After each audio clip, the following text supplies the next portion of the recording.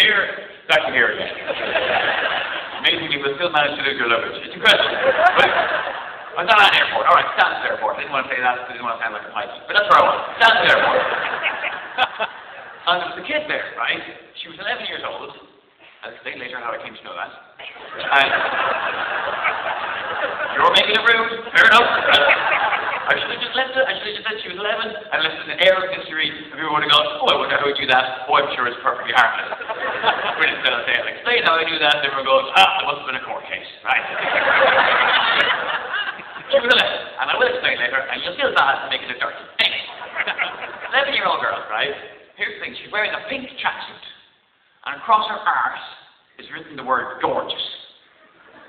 The arse of the tracksuit, not her actual arse. Saying how I get to know that, that's my kicking doing. That would be reasonable enough. I wonder about me knowing that. No, but across the arse of the tracksuit, now that's not appropriate, is it? For an 11-year-old girl, that's not right. But the thing is, you can't tell people how to raise their children, unless they're Austrian, in which case you kind of have to.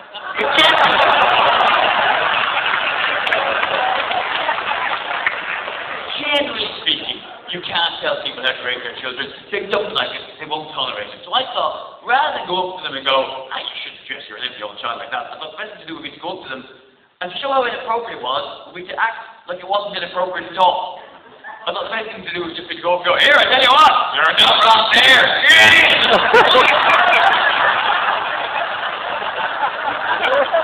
That one gorgeous piece of ass you're wearing.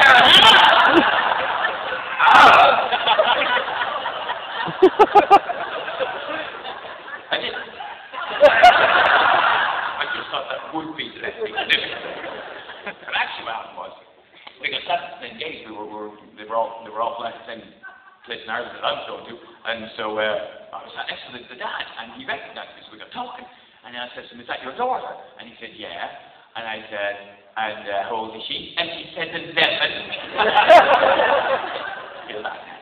And then I said, and did you buy her that tracksuit? And he goes, no, her mother did. And I go, right, because the gorgeous written on the arse. Is that not a bit? So like, where there's some sentences you don't have to finish, you can just get halfway through and then just sway, and that'll do. Is that not a bit? And he goes, well, it's the fashion. I'm like, yeah, but she's a fucking mayor.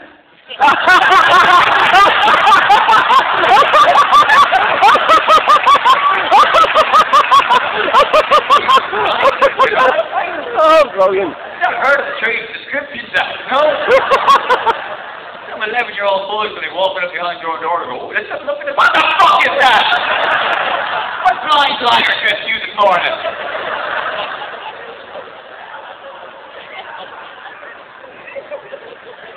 I didn't say that either.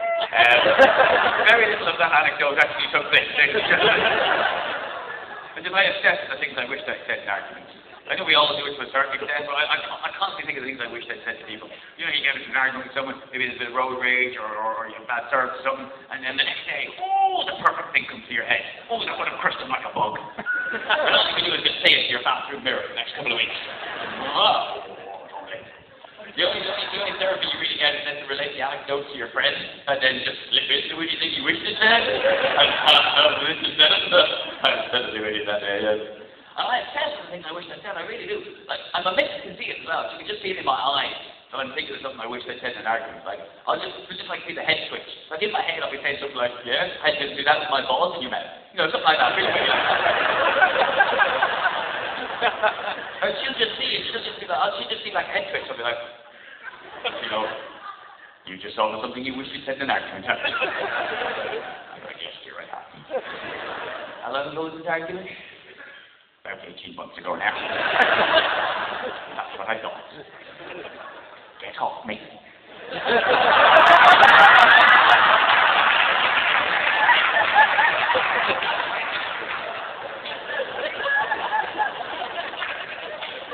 Or maybe not actually during sex. But I personally think I wish I said. The other night I couldn't sleep because I was thinking of something I wish I'd written on a poster I saw at university 17 years ago.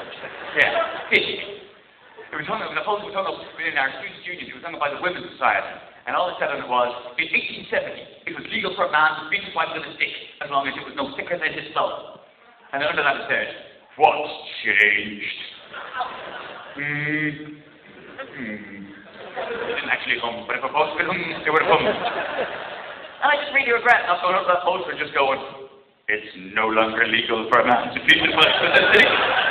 That's no bigger than his thumb. There you go. What your Britain has changed. Is there a series of these posters? I'll do the lot. Oh, while I'm here, fuck it. You can vote now as well. And own property. Oh, and go to university where you can form societies and hang up posters to make it all look like dicks.